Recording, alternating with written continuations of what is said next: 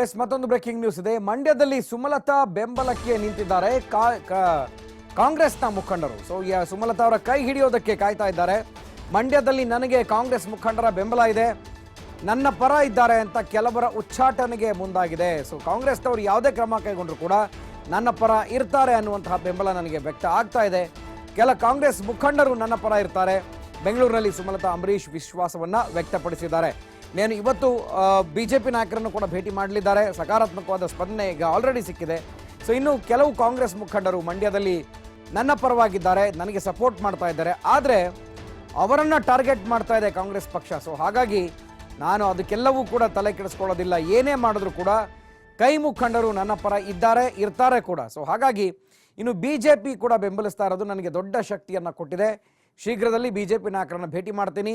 ನಟ ದರ್ಶನ್ ಮನೆ ಮೇಲೆ ಕಲ್ಲು ತೂರಾಟ ಪ್ರಕರಣಕ್ಕೆ ಸಂಬಂಧಪಟ್ಟ ಹಾಗೆ ಕೂಡ ಮಾತನಾಡಿದ್ದಾರೆ.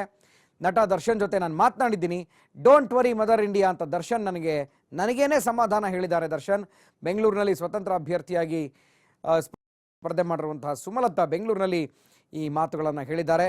ಕೈ ಮುಖಂಡರು ನನ್ನ ಪರ ಇದ್ದೀವಿ ಅಂತ ಬಹಿರಂಗವಾಗಿ ಹೇಳಿಕೆ ಕೊಟ್ಟಿದ್ದರಿಂದ ಕಾಂಗ್ರೆಸ್ ಅವ್ರನ್ನ ಉಚ್ಚಾಟನೆ ಮಾಡುವಂತಹ ಪ್ರಯತ್ನ ಮಾಡ್ತಾ ಇದೆ, ದ್ವೇಷ ತೀರಿಸ್ಕೊಳ್ತಾ ಇದೆ, ಹಾಗೆ ತೀರಿಸ್ಕೊಳ್ತಾ ಇದೆ ಅವ್ರ ಮೇಲೆ.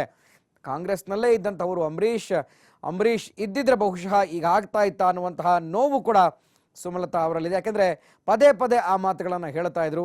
ಸೊ ಈಗ ಕಾಂಗ್ರೆಸ್ನಿಂದ ಟಿಕೆಟ್ ಸಿಕ್ಕಿಲ್ಲ, ಪಕ್ಷೇತರ ಅಭ್ಯರ್ಥಿಯಾಗಿ ನಿಲ್ತಾ ಇದ್ದಾರೆ.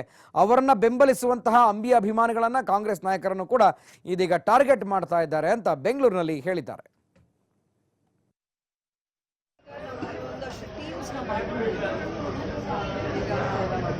ಪಕ್ಷದ ಕಾರ್ಯಕರ್ತರು ಯಾರ್ಯಾರು ನನಗೆ ಸಪೋರ್ಟ್ ಆಗಿ ಓಪನ್ ಆಗಿ ಬರ್ತಾ ಇದ್ದಾರೆ, ಅವ್ರ ಹತ್ರ ಕಾಂಗ್ರೆಸ್ ಪಕ್ಷದ ಕಾರ್ಯಕರ್ತರು ಎಲ್ಲರೂ ಇದ್ದಾರೆ,